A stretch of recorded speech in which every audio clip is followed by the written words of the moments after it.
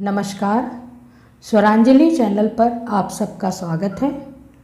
आइए सुनते हैं जाने माने कलाकार आदरणीय राजेंद्र गुप्ता जी को। इस लाइव पर मैं उपस्थित हूं कविता पाठ के लिए।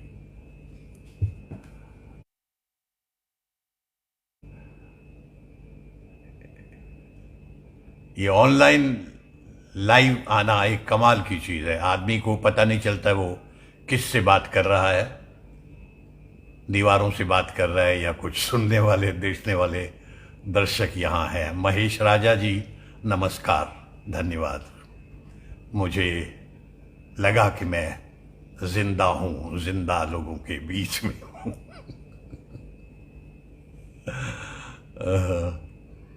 जैसे कि पहले मंच पर माइक टेस्टिंग हुआ करती थी, 1 2 3 1 2 3 1 2 3, हेलो हेलो, टेस्टिंग टेस्टिंग। तो यहाँ ये टेस्टिंग वाला जो हमारा इम्तहान है वो मुझे लगता है कि शायद ख़त्म हो गया, और अब मुझे जैसी कि मुझसे तवक्को की जा रही है मैं कविता पाठ शुरू करूं। दोस्तों, कविता पाठ मेरा शौक है, मेरी पैशन है, मेरे अंदर के अभिनेता का एक रियाज भी है। जैसे कि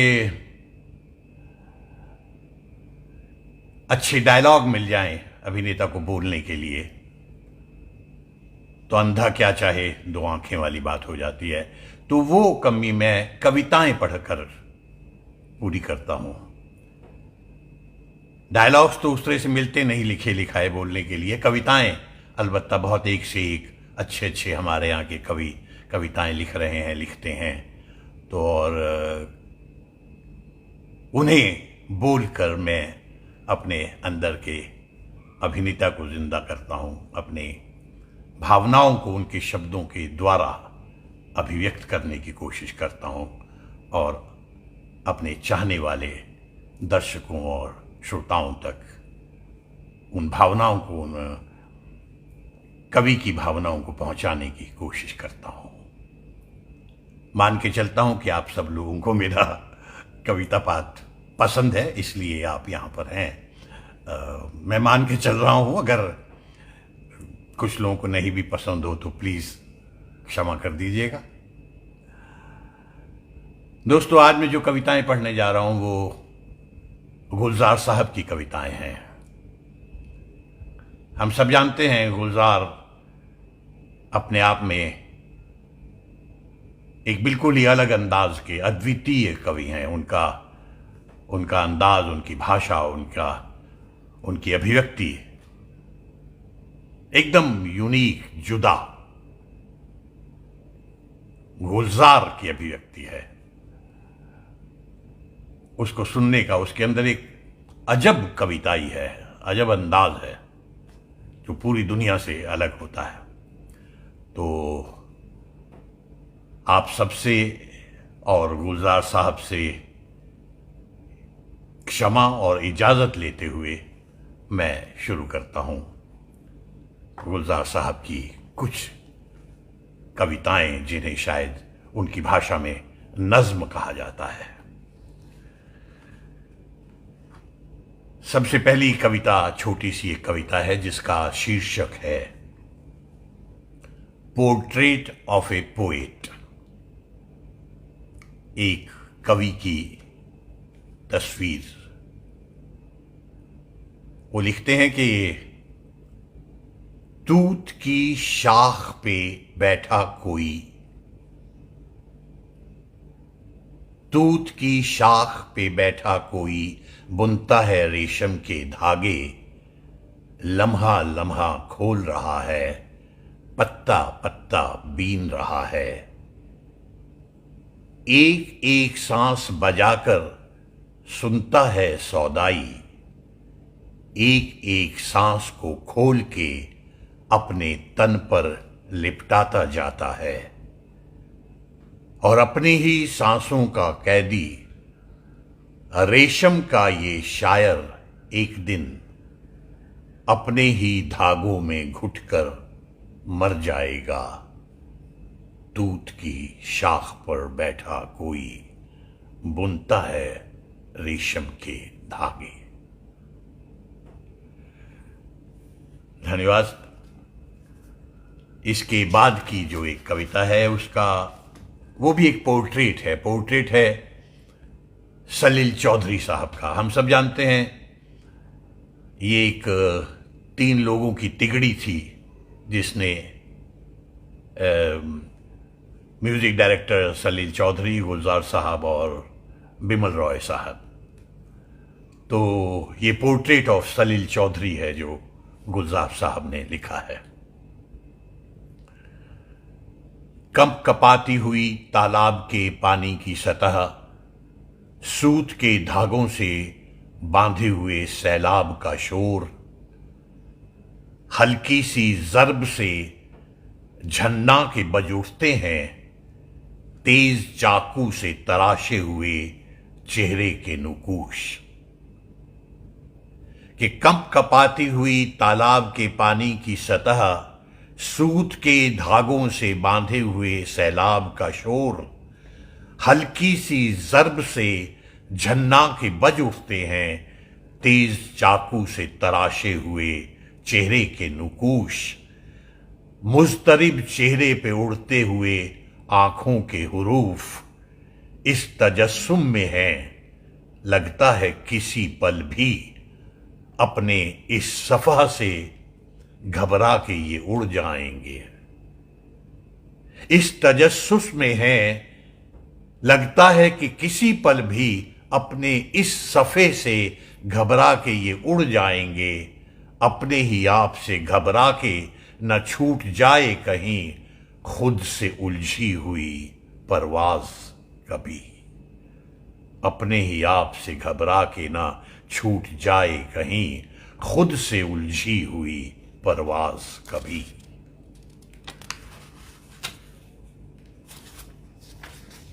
तीसरा पोर्ट्रेट ही है जो उनका बिमल रॉय साहब के बारे में उन्होंने लिखा है कि शाम की कोहरे में बहता हुआ खामोश नदी का चेहरा,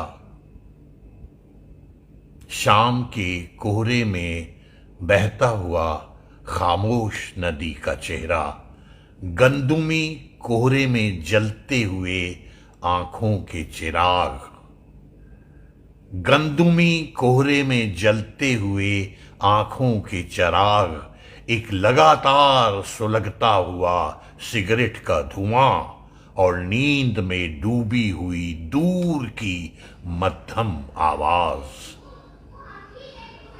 अजनबी ख्वाबों के उड़ते हुए सायों के तले, मोम की तरह पिघलते हुए चेहरे के नुकूश, हर नए ख्वाब की धुन सुन के बदल जाते हैं। ऐसा लगता है कि न सोएगा न जागेगा न बोलेगा कभी, शाम के कोहरे में बहता हुआ खामोश नदी का चेहरा। शाम के कोहरे में बहता हुआ खामोश नदी का चेहरा। धन्यवाद दोस्तों। मैं बहुत छोटी छोटी सी नज़में चुन चुन के पढ़ रहा हूं क्योंकि गुलजार साहब जिस तरह से एक चित्र खींचते हैं वो धीरे धीरे ही जज्ब होता है, धीरे धीरे ही उतरता है हमारे अंदर और हम चकित, जैसे समय रुक सा गया हो उनकी भाषा में, उनके बहाव में, हम बस सकते में रह जाते हैं।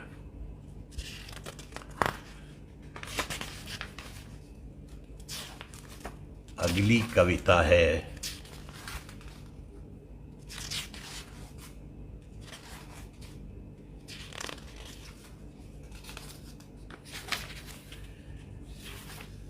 जी, इस कविता का शीर्षक है उम्मीद। उम्मीद को किस तरह से व्याख्यायित करते हैं गुलजार साहब, देखिए कि धूप की धूल को जब झाड़ के मजदूर परिंदे,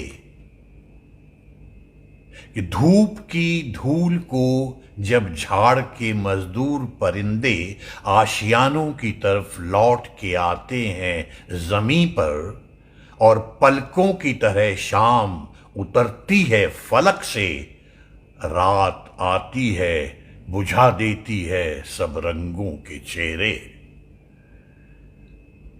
रात आती है बुझा देती है सब रंगों के चेहरे, अपने दरवाजे पे एक लौ का लगा देता हूं टीका।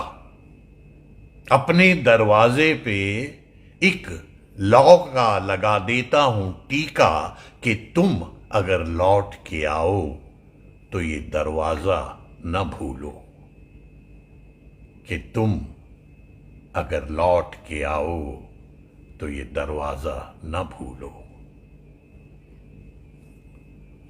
प्रीति खरे जी, नमस्कार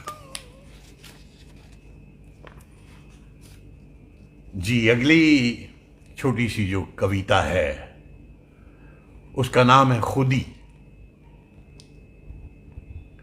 ये गोल सिक्के दमकते हुए खनकते हुए, किसी पे मोहरा हुआ एक राजा का चेहरा, और किसी पे मोहरी हुई एक रानी की तस्वीर। हर एक की पुश्त पे औकात उसकी लिखी है। ये गोल सिक्के दमकते हुए खनकते हुए, हर एक की पुश्त पे औकात उसकी लिखी है। ये हाथों हाथ लिए जाते हैं जहां जाएं, बचा के रखना तुम अपनी खुदी के मोहरे को। बचा के रखना तुम अपनी खुदी के चेहरे को। ये मिट गया तो गिनाएंगे खोटे सिक्कों में।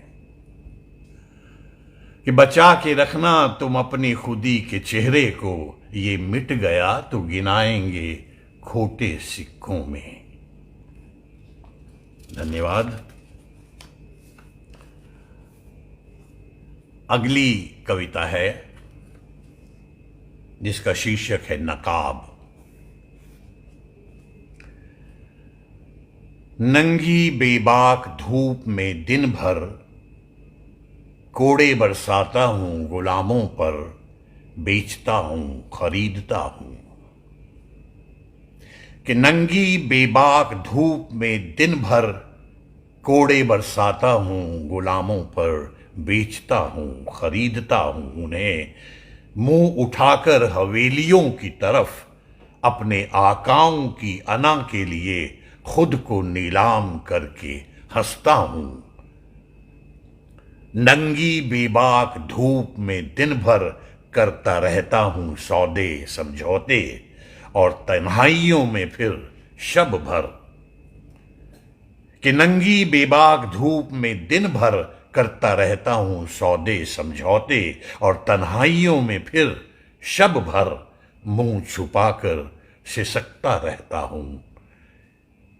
एक भी है अनेक भी है आदम, एक चेहरे में कितने चेहरे हैं। एक भी है अनेक भी है आदम, एक चेहरे में कितने चेहरे हैं। धन्यवाद। अगली छोटी सी जो कविता है उसका शीर्षक है एक दिन। धूल मिट्टी में अटा हाफा थका हुआ, शोर गुल जिस्म से लिपटा हुआ झुंझलाया हुआ। धूल मिट्टी में अटा हाफा थका हुआ, शोर गुल जिस्म से लिपटा हुआ झुंझलाया हुआ। सांस फूली हुई झुलसा हुआ कुम्हलाता हुआ, भागता दौड़ता दीवारों से टकराता हुआ। रात के आने से पहले ही कहीं काश ये दिन, कि रात के आने से पहले ही कहीं काश ये दिन गिर के मर जाए किसी ठंडे से साहिल के करीब, कि रात के आने से पहले ही कहीं काश ये दिन गिर के मर जाए किसी ठंडे से साहिल के करीब। रात आएगी तो फिर जख्म कुरेदेगी मेरे, रात आएगी तो फिर जख्म कुरेदेगी मेरे। धन्यवाद।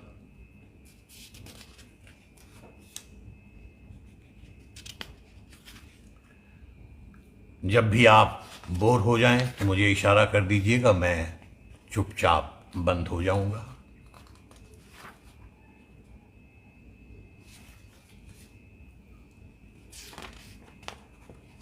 अगली जो कविता है उसका शीर्षक है एहसास।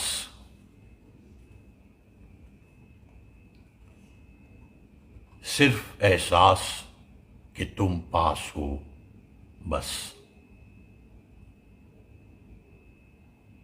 सिर्फ एहसास कि तुम पास हो बस, सिर्फ एहसास कि नजदीक हो तुम। अनगिनत लोगों में घबराई हुई, अजनबी आंखों से लजाई हुई, तन पे लगती है चिपकती आंखें, तन पे लगती हैं चिपकती आंखें, बर्फ सी ठंडी और सुलगती आंखें। अनगिनत नजरों में उलझा लिपटा, अनगिनत चेहरों में रखा चेहरा, सैकड़ों धागों में उलझाई हुई, सहमी हुई, सिमटी हुई, शर्माई हुई। सिर्फ एहसास है कि पास हो तुम, सिर्फ एहसास है कि पास हो तुम, सिर्फ एहसास के नजदीक हो तुम। धन्यवाद।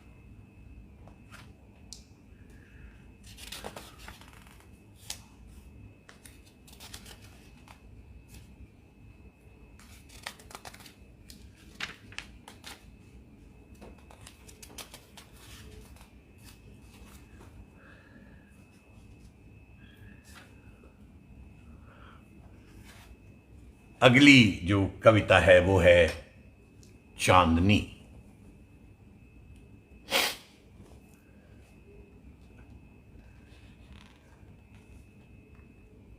पूर्णमासी की रात जंगल में जब कभी चांदनी बरसती है, क्या बात है। पूर्णमासी की रात जब कभी जंगल में चांदनी बरसती है, पत्तों में टिकलियां सी बजती है, पत्तों में टिकलियां सी बजती हैं। पूर्णमासी की रात जंगल में नीले शीशम के पेड़ के नीचे बैठकर तुम कभी सुनो जानम। पूर्णमासी की रात जंगल में नीले शीशम के पेड़ के नीचे बैठकर तुम कभी सुनो जानम। चांदनी में धुली हुई मध्यम भीगी भीगी उदास आवाजें, चांदनी में धुली हुई मध्यम भीगी भीगी उदास आवाजें नाम लेकर पुकारती हैं तुम्हें, सुनो जानम। कितने सदियों से ढूंढती होंगी तुमको ये चांदनी की आवाजें, कितनी सदियों से ढूंढती होंगी तुमको ये चांदनी की आवाजें।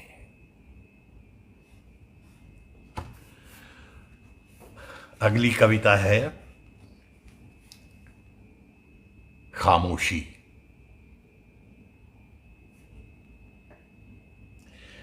खिड़कियां बंद हैं, दीवारों के सीने ठंडे, खिड़कियां बंद हैं, दीवारों के सीने ठंडे, पीठ फेरे हुए दरवाजों के चेहरे चुप हैं। कि पीठ फेरे हुए दरवाजों के चेहरे चुप हैं, मेज कुर्सी हैं कि खामोशी के धब्बे जैसे।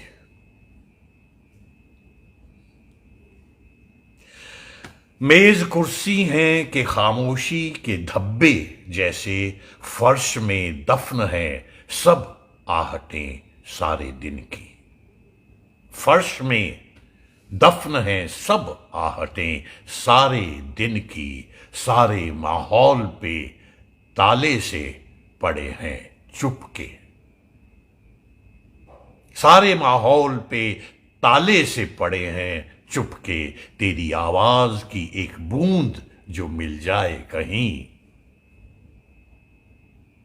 तेरी आवाज की एक बूंद जो मिल जाए कहीं, आखिरी सांसों पे है रात ये बच जाएगी। वाह, तेरे आवाज की एक बूंद जो मिल जाए कहीं, आखिरी सांसों पे है रात ये बच जाएगी। धन्यवाद।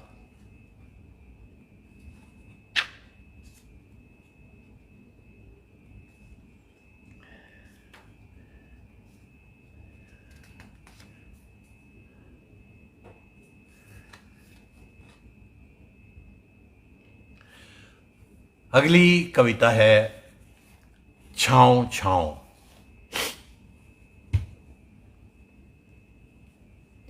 छाँव छाँव। मैं छाँव छाँव चला था अपना बदन बचाकर। मैं छाँव छाँव चला था अपना बदन बचाकर, कि रूह को एक खूबसूरत सा जिस्म दे दूं। कि रूह को एक खूबसूरत सा जिस्म दे दूं। ना कोई सिलवट, ना दाग कोई, ना धूप झुलसे, ना चोट खाए, ना जख्म छुए, ना दर्द पहुंचे। बस एक कोरी कुंवारी सुबह का जिस्म पहना दूं रूह को मैं। बस एक कोरी कुंवारी सुबह का जिस्म पहना दूं रूह को मैं। मगर तपी जब दोपहर दर्दों की, मगर तपी जब दोपहर दर्दों की, दर्द की धूप से जो गुजरा तो रूह को छांव मिल गई है।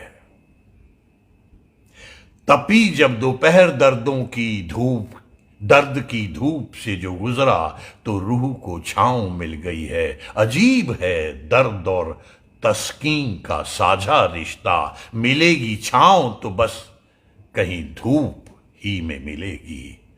अजब है दर्द और तस्कीन का साझा रिश्ता, कि मिलेगी छांव तो बस धूप ही में मिलेगी। धन्यवाद दोस्तों।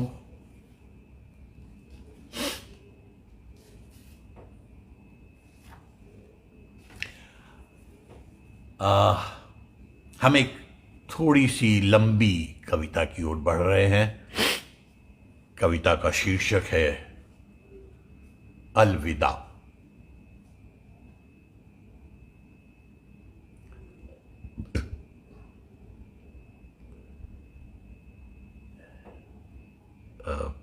कवि यहां पर एक मैयत को अटेंड कर रहा है। बज़्म मातम की गहमा गहमी थी, एक जोशो खरोश था हर सू। बज़्म मातम की गहमा गहमी थी, एक जोशो खरोश था हर सू। उसको भी तो खबर कर दो, उस फलां को खबर की कि नहीं।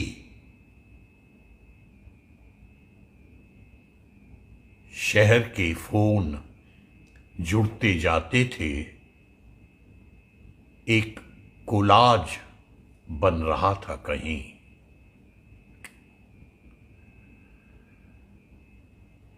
एक साहब ने रोते रोते कहा, चेहरा देखो तो सो रहे हैं अभी, भाई कह दो जो जाग जाएंगे। चेहरा देखो तो सो रहे हैं अभी, भाई कह दो तो जाग जाएंगे। और कुछ ज्यादा ही मोतबिर से लोग जिम्मेवारी से बात करते हैं। लाश कितने बजे उठेगी?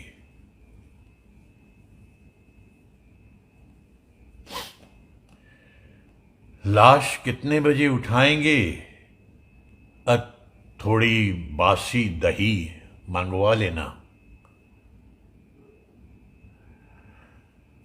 आखिरी दीद कर लें,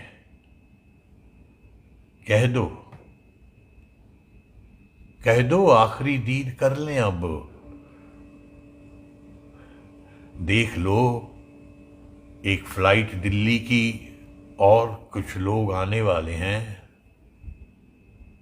देख लो, एक फ्लाइट दिल्ली की कुछ लोग आने वाले हैं।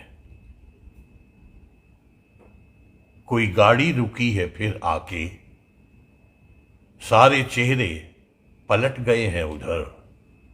कोई गाड़ी रुकी है फिर आकर और सारे चेहरे पलट गए हैं उधर। और दूर से ऊंचे हो गए हैं विलाप, कि दूर से ऊंचे हो गए हैं विलाप। एक दो लोग थामने के लिए बढ़ गए हैं सभी से कुछ आगे। एक दो लोग थामने के लिए बढ़ गए हैं सबसे कुछ आगे। और इस मौके के रटे जुमले, सबको एक दिन तो जाना है। आई को कौन टाल सकता है? सब्र सब्र करो, धीर धरो। रोने वाले ने रोक कर रोना, सुबकियां लेते लेते फिर पूछा, कब हुआ, कैसे, किस तरह से हुआ? कल तो ठीक ठाक थे, कल तो बिल्कुल ठीक ठाक थे। और पिछले मंगल मिले तो थे मुझसे।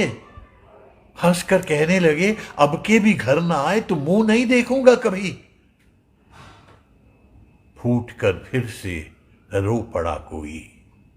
सब्र करो, सब्र, धीरज धरो, सब्र करो। रोए भी तो कहां तलक रोए, भूख से पेट गुड़गुड़ाने लगे। बासी होने लगा है अब माहौल, अब उठाओ भी, ले चलो इसको। अब उठाओ भी, ले चलो इसको। और गहमा गहमी थी खूब मरघट में, गहमा गहमी थी खूब मरघट में। कौन है, किसकी लाश आई है? कुछ अहम लोग भी दिखाई दे रहे हैं। रास्ते में खबर मिली मुझको तो मैं तो सीधा यही चला आया। आपका तो केस थाना कचहरी में। हाँ, फिर से तारीख पड़ गई उसकी। मैं तो बस दंग रह गया सुन के। सेहत अच्छी थी आज भी, टचवुड। सेहत अच्छी थी आज भी, टचवुड। अरे और लकड़ी उठा के लाश पे रख दो। लौट आए जलाने वाले सभी, फिर नहाए उठाने वाले सभी। लेना देना चुका गया, बोले हाथ मल के जमाने वाले सभी। लेना देना चुका गया, और राख जब ठंडी हो गई होगी तो कनस्तर में भर के ढेर का ढेर पीछे खाड़ी में फेंकने के लिए 2 रुपए और दे के भंगी को एक लंबी सी सांस ली होगी। मिट्टी में मिल गई मिट्टी। एक लंबी सी सांस ली होगी, मिट्टी में मिल गई मिट्टी। और कल कैलेंडर में जब सुबह होगी, मैं कहीं नहीं हूंगा, मैं जो हूं था हो चुका हूंगा। मैं जो हूं था हो चुका हूंगा।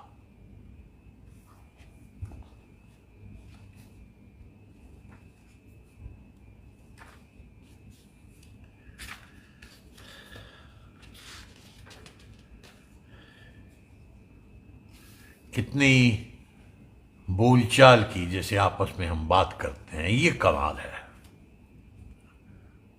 शायद वही उनकी सबसे बड़ी ताकत है इन कविताओं की। इसीलिए इतनी अपनी सी लगती है। मुझे लगता है भाषा बड़ी इंपॉर्टेंट चीज है। एक जमाने में जितना क्लिष्ट जितनी और जितनी संस्कृताइज्ड भाषा जो कि हम और आप बोलते नहीं है, उनमें लिखी जाती थी कविताएं, शायद उतनी ही बड़ी और गंभीर और गहरी और ज्यादा साहित्यिक मानी जाती थी। बट धीरे धीरे वो उसी तरह की मुझे लगता है एक बात हुई है जैसे संस्कृत धीरे धीरे सिर्फ एक म्यूजियम की भाषा बन के रह गई है। इसी तरह से क्योंकि हम लोग समय के साथ, हमारे जो विद्वान हैं शायद समय के साथ उतना चलने में यकीन नहीं रखते, उस क्लासिकल को क्लासिकल ही रहने देना चाहते हैं। यहां एक कवि आप देखिए जो किस तरह से आपकी मेरी जबान में, जैसे कि मैं अभी बात कर रहा हूं, उस भाषा में कविता कह रहे हैं, तभी तो अपनी तो हो ही जाएगी ना। और इसीलिए वो गैप शायद बढ़ता जाता है। मेरा बिल्कुल अपना व्यक्तिगत सा चीजों को देखने का, मैं साहित्य का स्टूडेंट कभी नहीं रहा, ना हूं। खैर, तो ये दूसरी कविता है जिसका शीर्षक है, जो अगली कविता है उसका शीर्षक है मरियम। रात में देखो झील का चेहरा, किस कदर पाक पुरसुकून गमगीन।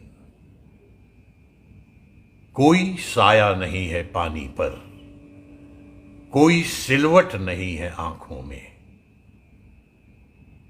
नींद आ जाए दर्द को जैसे,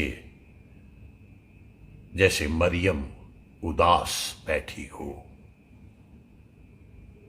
जैसे चेहरा हटा के चेहरे का सिर्फ एहसास रख दिया हो वहां। रात में देखो झील का चेहरा, किस कदर पाक पुरसुकून गमगीन। कोई साया नहीं है पानी पर, कोई सिलवट नहीं है आंखों में। नींद आ जाए दर्द को जैसे, जैसे मरियम उदास बैठी हो। जैसे चेहरा हटा के चेहरे का सिर्फ एहसास रख दिया हो वहां। अद्भुत अंदाज है, अंतहीन है। जितना सहज, जितना सिंपल, उतना ही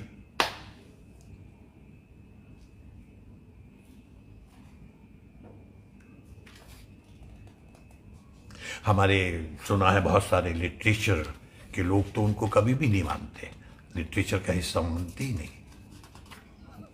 कितना विरोधाभास है।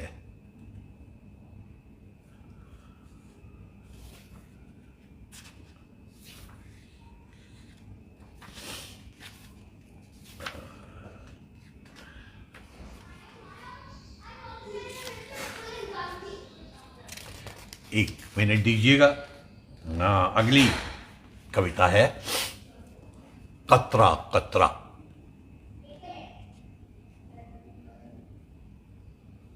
जी विश्वकर्मा नवरंग जी।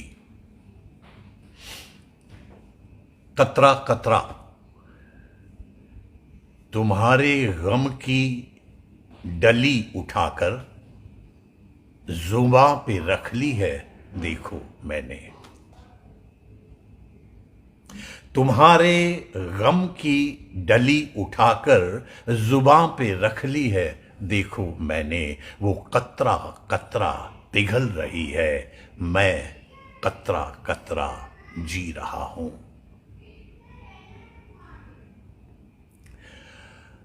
तुम्हारे गम की डली उठाकर जुबां पे रख ली है देखो मैंने। वो कतरा कतरा पिघल रही है, मैं कतरा कतरा जी रहा हूं। पिघल पिघल कर गले से उतरेगी आखिरी बूंद दर्द की जब, कि पिघल पिघल के गले से उतरेगी आखिरी बूंद दर्द की जब, मैं सांस की आखिरी गिरह को भी खोल दूंगा। मैं सांस की आखिरी गिरह को भी खोल दूंगा कि दर्द ही दर्द की मुझे जिंदगी से बस एक दुआ मिली है।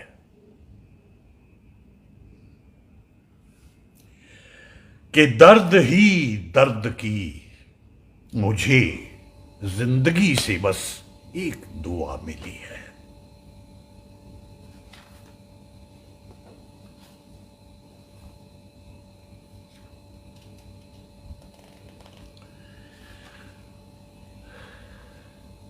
दोस्तों, ये अगली जो कविता है ये पोम्पिये शहर ग्रीक में जो अब खंडर हो चुका है, मुद्दत से एक बहुत बड़ा खंडर है, उस पर लिखी है पोम्पिये।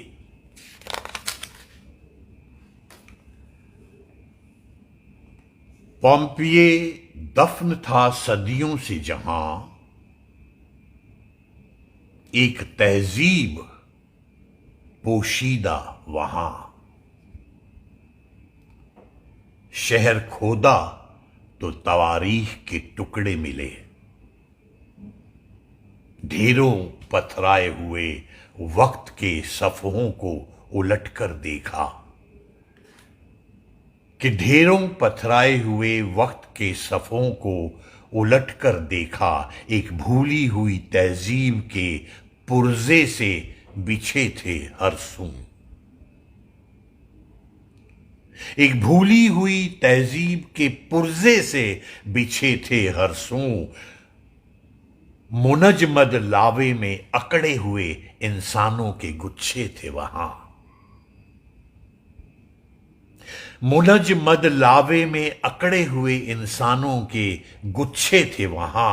आग और लावे से घबरा के जो लिपटे होंगे, मुनजमद लावे में अकड़े हुए इंसानों के गुच्छे थे वहां। आग और लावे से घबरा के जो लिपटे होंगे, और वही मटके, वही हांडी, वही टूटे प्याले, वही मटके, वही हांडी, वही टूटे प्याले। होठ टूटे हुए, लटकी हुई मिट्टी की जबानें, होठ टूटे हुए, लटकी हुई मिट्टी की जबानें। भूख उस वक्त भी थी, प्यास भी थी, पेट भी था। भूख उस वक्त भी थी, प्यास भी थी, पेट भी था। हुक्मरानों के महल, उनकी फसीलें, सिक्के, राइजुल वक्त जो हथियार थे उनके दस्ते, और बेड़ियां पत्थरों की, आहनी पैरों के कड़े, और गुलामों को जहां बांध के रखते थे वो पिंजर भी बहुत से निकले। गुलामों को जहां बांध के रखते थे वो पिंजर भी बहुत से निकले। एक तहजीब यहां दफन है और इसके करीब, एक तहजीब वहां दफन है और उसके करीब एक तहजीब रवां है जो मेरे वक्त की है। एक तहजीब रवां है जो मेरे वक्त की है। हुक्मरां भी हैं, महल भी हैं, फसीलें भी हैं, जेल खाने भी हैं और गैस के चैम्बर भी हैं। हिरोशिमा पे किताबें भी सजा रखी हैं। हिरोशिमा पे किताबें भी सजा रखी हैं। बेड़ियां, आहनी, हथकड़ियां भी स्टील की हैं और गुलामों को भी आजादी है, बांधा नहीं जाता। मेरी तहजीब ने अब कितनी तरक्की कर ली है। मेरी तहजीब ने अब कितनी तरक्की कर ली है। धन्यवाद।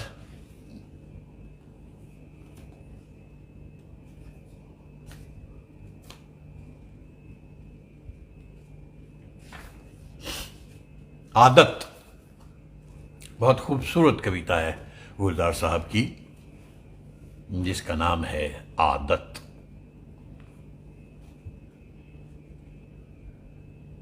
वो लिखते हैं कि सांस लेना भी कैसी आदत है, जिए जाना भी क्या रवायत है।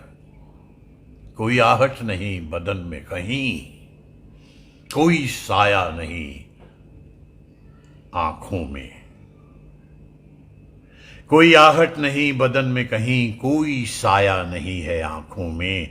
पांव बेहिस हैं कि चलते जाते हैं। एक सफर है जो बहता रहता है। कितने बरसों से, कितनी सदियों से जिए जाते हैं, जिए जाते हैं। आदतें भी अजीब होती हैं। सांस लेना भी कैसी आदत है, जिए जाना भी क्या रवायत है। धन्यवाद।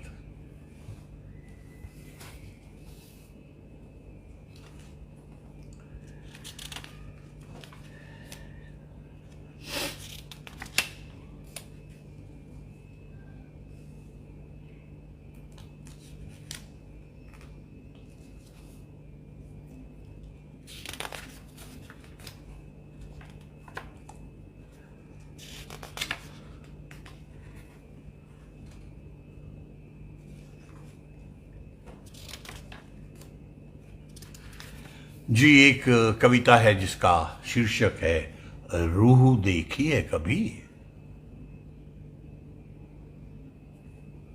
कमाल है ना कि रूह देखी है कभी। रूह देखी है कभी, महसूस किया है रूह को। जागते जीते हुए दूधिया कोहरे से लिपटकर, सांस लेते हुए इस कोहरे को महसूस किया है। रूह देखी है कभी, रूह को महसूस किया है। सांस लेते हुए इस कोहरे को महसूस किया है। या शिकारे में किसी झील पे जब रात बसर हो, या शिकारे में किसी झील पे जब रात बसर हो और पानी के छपाकों में बजा करती हूं टलियां। टलियां पंजाबी में घंटियों को बोलते हैं। रात शिकारे में किसी झील पे जब रात बसर हो और पानी के छपाकों में बजा करती हूं टलियां। सुबकियां लेती हवाओं के कभी बैन सुने हैं। सुबकियां लेती हवाओं के कभी बैन सुने हैं। 14वीं रात के बर्फाब से एक चांद को जब, 14वीं रात के बर्फाब से एक चांद को जब ढेर से साए पकड़ने के लिए भागते हैं, तुमने साहिल पे खड़े गिरजे की दीवार से लगकर, तुमने साहिल पे खड़े गिरजे की दीवार से लगकर अपनी गहनाती हुई कोख को महसूस किया है। तुमने साहिल पे खड़े गिरजे की दीवार से लगकर अपनी गहनाती हुई कोख को महसूस किया है। जिस्म 100 बार जले तब भी वही मिट्टी का ढेला, कि जिस्म 100 बार जले तब भी वही मिट्टी का ढेला, रूह एक बार जलेगी तो वो कुंदन होगी। रूह एक बार जलेगी तो वो कुंदन होगी। रूह देखी है कभी रूह को महसूस किया है?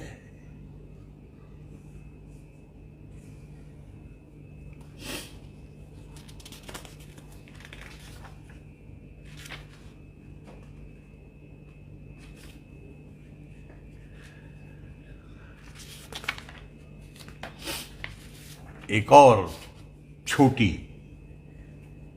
सी नज्म, इसका शीर्षक है मशवरा। गुलजार भाई लिखते हैं कि ये शायर जन्म से जो साथ है मेरे,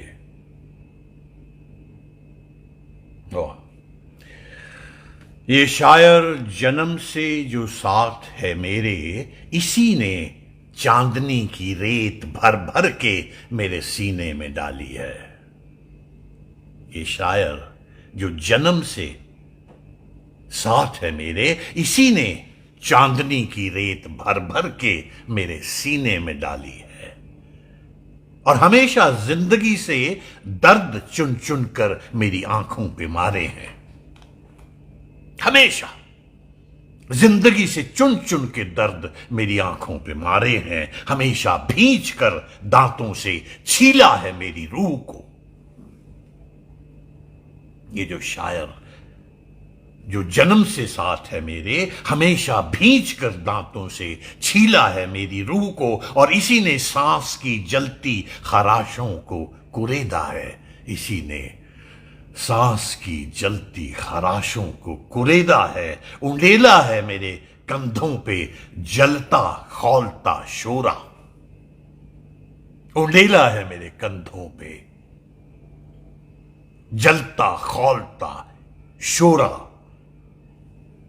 यही कहता था मुझको दर्द से पहचान मिलती है। ये शायर जन्म से जो साथ है मेरे, यही कहता था मुझको दर्द से पहचान मिलती है। खुद अपने दर्द से घबरा गया है आज ये शायर। खुद अपने दर्द से घबरा गया है आज ये शायर। मुझसे कहता है चल आ खुदकुशी कर ले।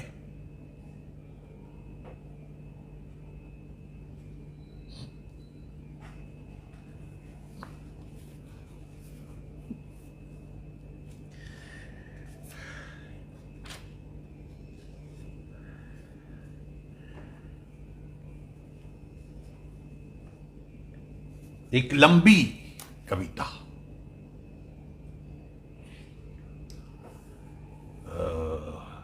इस पर्टिकुलर किताब जिसका नाम है पुखराज, शायद इस किताब की सबसे लंबी कविता है शायद, मुझे बहुत पसंद है। ऐसा करते हैं, आज ये आखिरी कविता पढ़ते हैं, एक लंबी कविता।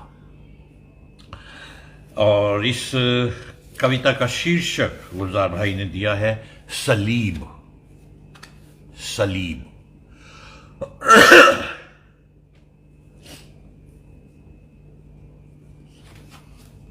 जैसा कि नाम से ही पता चलता है, ये कविता क्राइस्ट के बारे में है। क्राइस्ट को जब क्राइस्ट अपना सलीब खुद अपने कंधे पर उठाकर पहाड़ चढ़ रहे हैं, चारों तरफ, दोनों तरफ बेशुमार भीड़ है उनके चाहने वालों की, और रोमन सिपाही कोड़े बरसाते हुए, क्योंकि वो पत्थर भी हैं, रोड़े भी हैं, उनको ठोकरें लग रही हैं, कभी गिरते हैं कभी बचते हैं, और इधर से ये बहुत भारी सलीब है जो कंधे पर उनके है, मगर वो ज़रा सा भी इधर उधर होते हैं या सलीब फिसलने को होती है तो वो उन पर कोड़े बरसाए जाते हैं। उस सीन को डिस्क्राइब कर रहे हैं गुलजार भाई।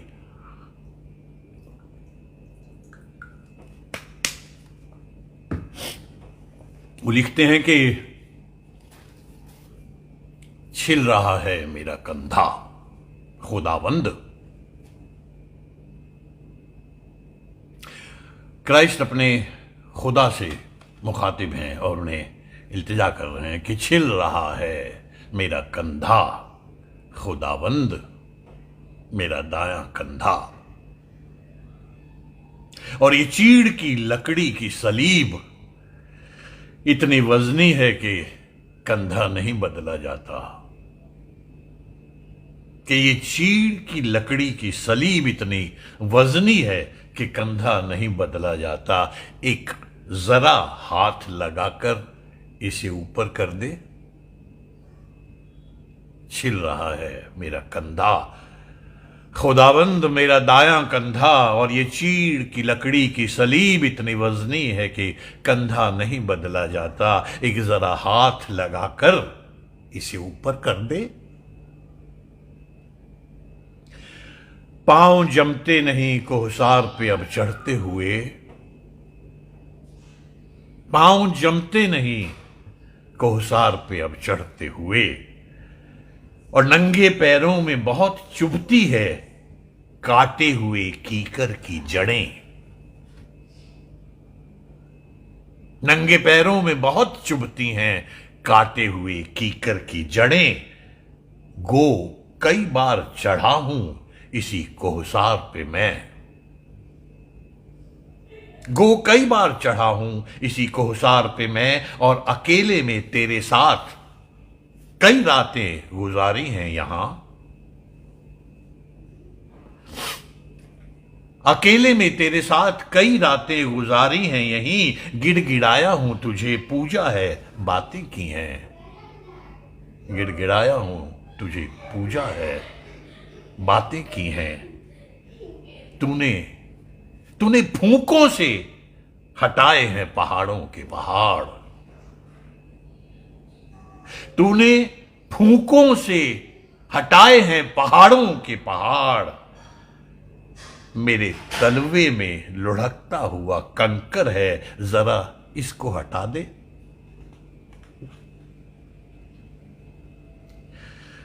मेरे तलवे में लुढ़कता हुआ कंकर है, जरा इसको हटा दे।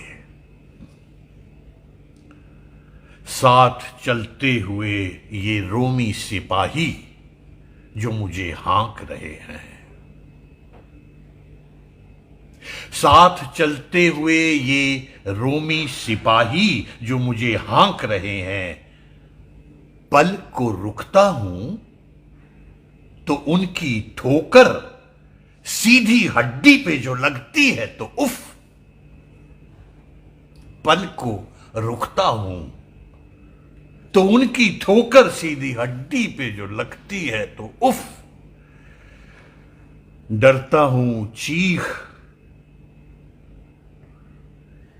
निकल जाए ना होठों से कहीं,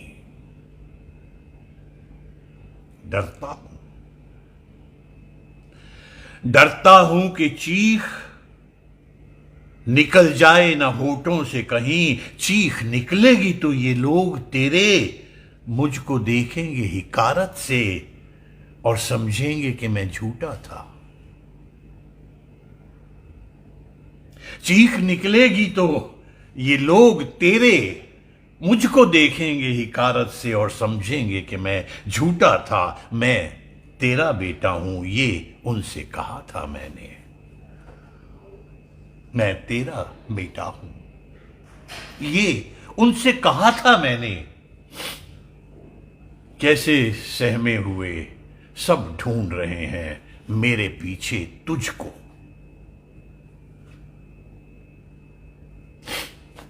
कैसे सहमे हुए सब ढूंढ रहे हैं मेरे पीछे तुझको। उनको उम्मीद है कि तू आएगा और मोजज़ा होगा कोई। उनको उम्मीद है कि तू आएगा और मोजज़ा होगा कोई। तू बता आएगा, कब आएगा तू।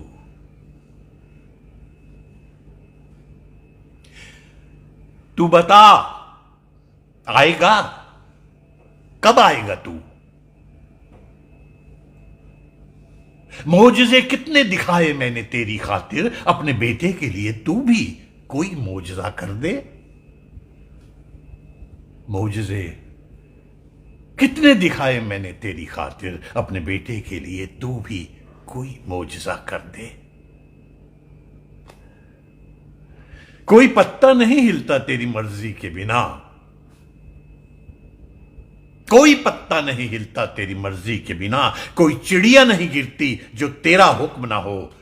मेरे माथे पे लगे ताज में देख एक मक्खी है, बड़ी देर से कांटों में फंसी है। भिनभिनाती है मेरे जख्मों पे, अपनी उंगली से उठाकर इसे आजाद ही कर दे।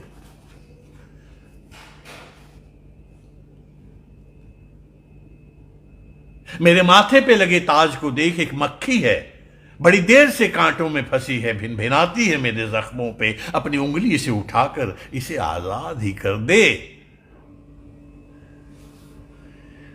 मेरे माथे से टपकती हुई खून की बूंदें अब तो आंखों पे चली आई हैं। मेरे माथे से टपकती हुई खून की बूंदें अब तो आंखों पे चली आई है। तू बता आंख में झपकूं कैसे। तू बता आंख में झपकूं कैसे। तू मुझे देख रहा है या नहीं, कोई इशारा तो दिखा। तू मुझे देख रहा है या नहीं, कोई इशारा तो दिखा। या तुझे मेरे सिवा और बहुत काम है, मसरूफ है तू। या तुझे मेरे सिवा और बहुत काम है, मसरूफ है तू। मेरी बर्दाश्त अगर टूट गई, ये कमाल की लाइन लिखी है, मेरी बर्दाश्त अगर टूट गई, गिर पड़ेगी यहां तेरी अना भी। मेरी बर्दाश्त अगर टूट गई, गिर पड़ेगी यहां तेरी भी अना। और ये चीड़ की लकड़ी की सलीब, इम्तहान तेरा है, मेरा तो नहीं।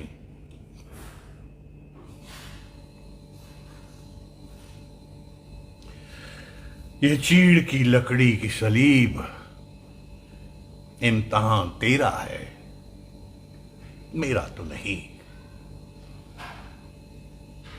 ओहो, सर पे लटके हुए शोले को जरा दूर तो कर। तूने मर्जी से जलाया है, बुझाया है सूरज अक्सर। तूने मर्जी से जलाया है, बुझाया है ये सूरज अक्सर। आज बस मेरे लिए थोड़ा सा मध्यम कर दे। आज बस मेरे लिए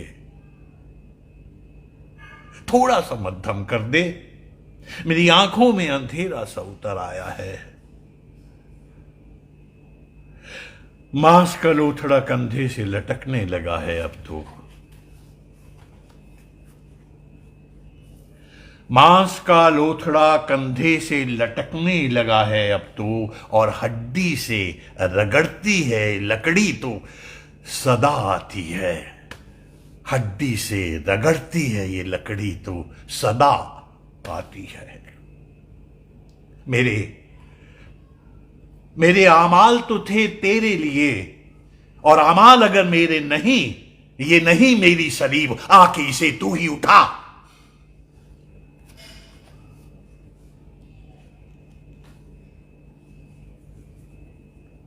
मेरे अमाल तो थे तेरे लिए, और अमाल अगर मेरे नहीं, ये नहीं मेरी सलीबा के इसे तू ही उठा। थोड़ा सा फासला बाकी है जहां तुझको ये मसलूब करेंगे सारे। थोड़ा सा फासला बाकी है जहां तुझको ये मसलूब करेंगे सारे। तू वहां आएगा क्या?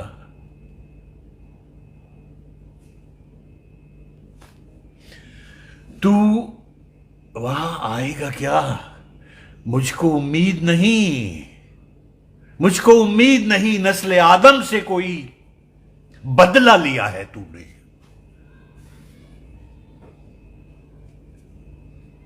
गजब लाइन है।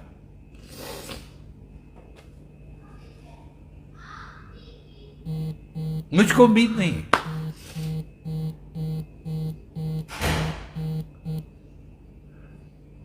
कि नस्ले आदम से कोई बदला लिया है तूने। बादशाहों की तरह तुझको भी आदत तो नहीं ऐसे तमाशों की कहीं। बादशाहों की तरह तुझको भी आदत तो नहीं ऐसे तमाशों की कहीं। तेरे अंदाज में समझा ही नहीं हूं शायद। तेरे अंदाज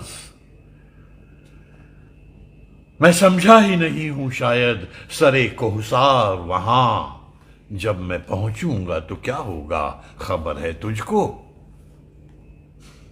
सरे कोहसार जब मैं पहुंचूंगा वहां तो क्या होगा, खबर है तुझको?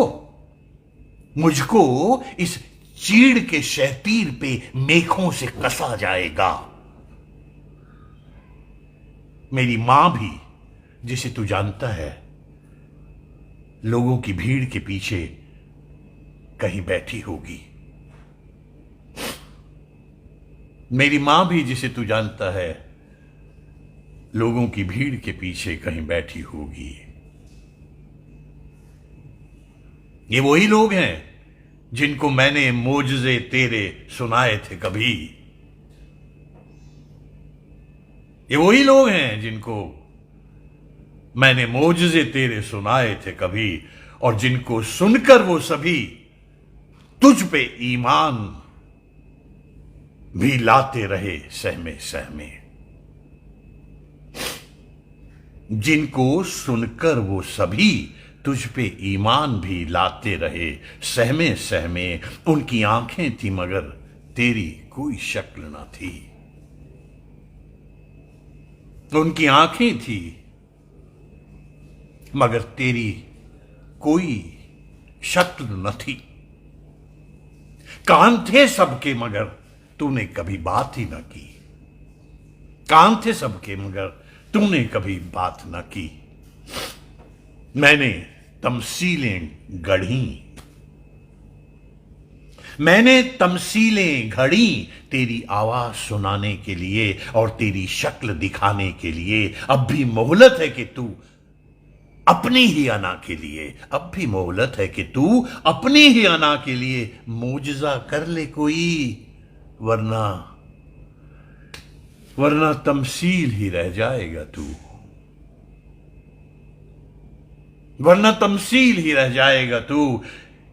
बाद के वक्तों में फिर सिर्फ तमसीलों की लोगों में परस्तिश होगी। बाद के लोगों में फिर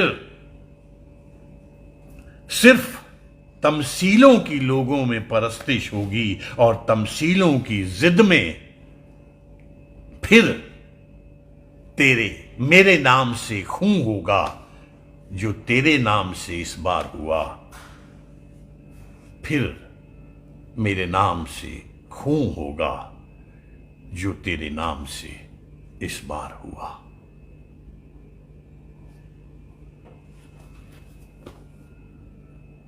धन्यवाद आपके धैर्य के लिए।